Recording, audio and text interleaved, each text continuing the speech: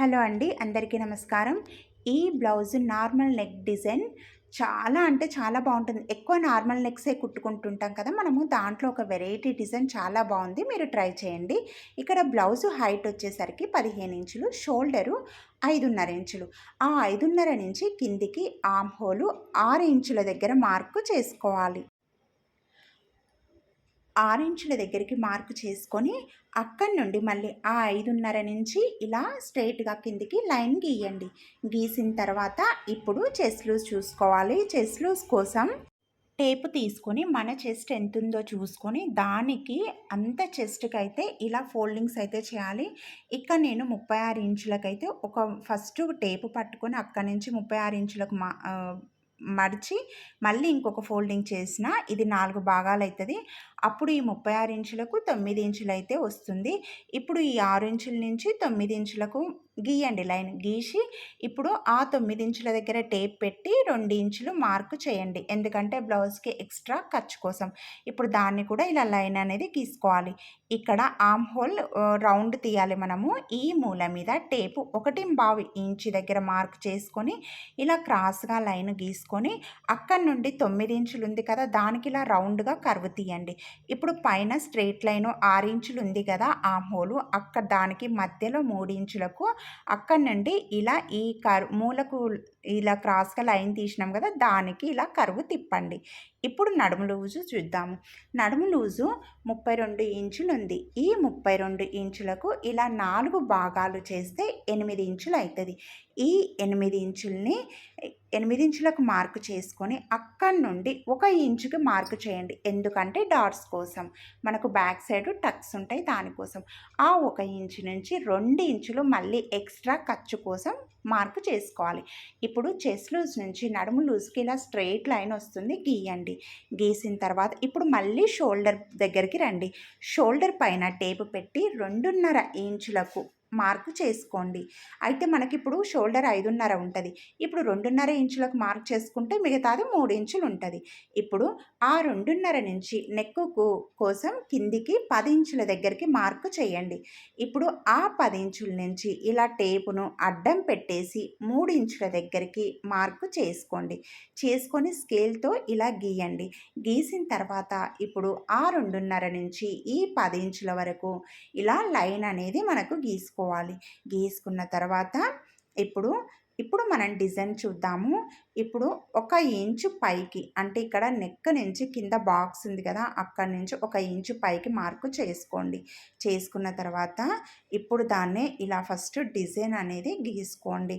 కొద్దిగా కర్వ్ తిప్పి ఇలా రౌండ్ అనేది గీసిన నేను. తర్వాత ఇక్కడ మళ్ళీ టేపు నెక్కు నుంచి ఈ 9 ఇంచుల వరకు ఇలా పెట్టుకోండి. పెట్టుకున్న తర్వాత ఇప్పుడు మనకు ఆ పైనుండి 2.25 ఇంచులకు మార్కు చేసుకోండి. 2 కనిపిస్తుంది కదా, 2 మీద 2 లైన్లు ఎక్కువ అంతే.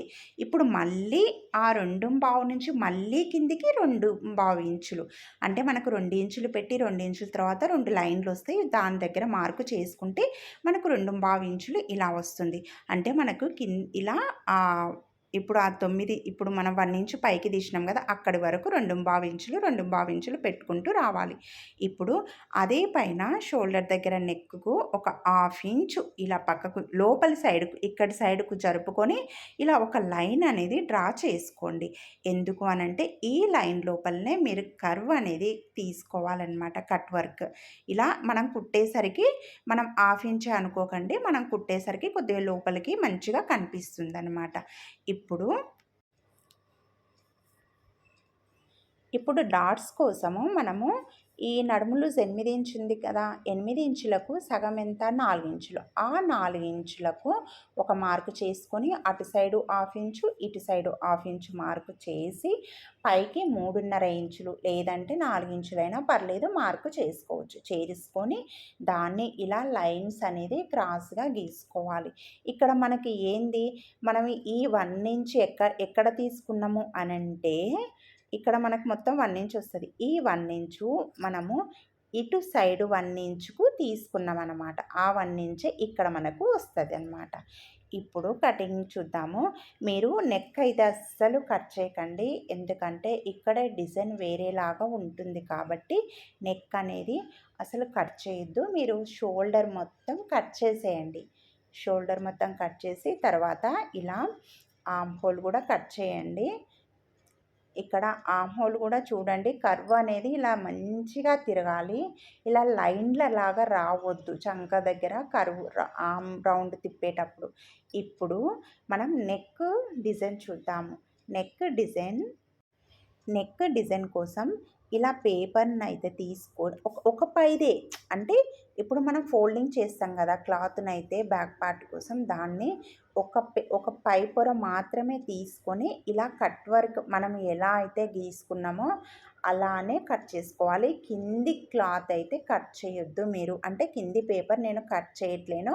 ఓన్లీ పైన కట్ వర్క్ మాత్రమే, పైన పేపర్ మాత్రమే కట్ చేస్తున్నా. మీరు ఇలా లేదంటే ఫోల్డింగ్ మొత్తం ఇలా తీసేసుకొని అయినా ఇలా పరిచి కట్ చేసుకోవచ్చు.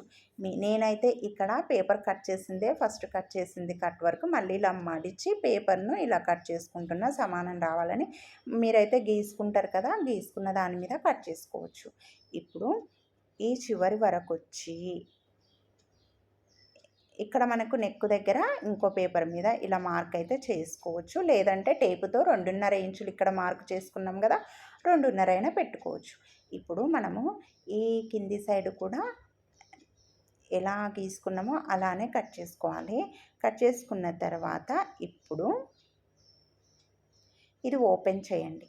ఓపెన్ చేసిన తర్వాత మనకు డిజైన్ అనేది ఇలా ఉంది కదా, అయితే పేపర్ ఇలా మడిచి మీరు బాక్స్ గీసుకొనైనా రౌండ్ గీయొచ్చు. అలా కాదు అనుకుంటే టేప్ తీసుకొని మనము 2.5 ఇంచులు కింద డీపు అంటే 10 ఇంచులు 3 ఇంచులు పెట్టుకున్నాం కదా, అలా అయినా టేపుతో అయినా పెట్టుకోవచ్చు. అయితే ఇక్కడ 3 ఇంచులు పెట్టుకున్నాం కదా అటు సైడు, ఇటు సైడ్ కూడా 3 ఇంచుల దగ్గరికి మార్క్ చేసుకోండి. చేసుకొని ఇలా లైన్ డ్రా చేసుకొని ఇక్కడ పైన 2.5 ఇంచుల నుండి ఇలా క్రాస్గా అయితే లైన్ డ్రా చేయండి. ఎందుకంటే అవతల సైడ్ కూడా మనం సేమ్ మెజర్మెంట్తో డ్రా చేసుకున్నాం. ఇప్పుడు ఇటు సైడ్ కూడా బాక్స్ గీసుకొని ఇలా రౌండ్ అనేది కర్వ్ తీయాలన్నమాట. రౌండ్ నెక్ ఇలా కర్వ్ అనేది తీయాలి. మీ ఇష్టం అండి. మీరు డిజైన్ సేమ్ అటు సైడు కట్ వర్క్ వచ్చి కింది సైడు రౌండ్ గీసినాం కదా, ఇవతల సైడు కూడా అలాగే ఒకేసారి కట్ వర్క్ కట్ చేసుకోవచ్చు. లేదంటే ఈ విధంగానైనా డిజైన్ చేసుకోవచ్చు. నేనైతే కొద్దిగా వెరైటీ ఉంటుంది కదా అని ఎక్కువ నార్మల్ బ్లౌజులు వేసుకునే వాళ్ళకి కొద్దిగా డిజైన్ డిఫరెంట్ కోసమని ఇలా కట్ చేసిన తర్వాత ఇలా మూలల దగ్గర ఇదిగోండి ఇలా డోరీ అనేది కుట్టుకోవచ్చు. ఇక్కడ డోరీ అయితే మనకి ఇటు సైడ్ అంటే కొంగు అటు సైడ్ వస్తుంది, ఈ డోరీ రైట్ సైడ్ వస్తుంది.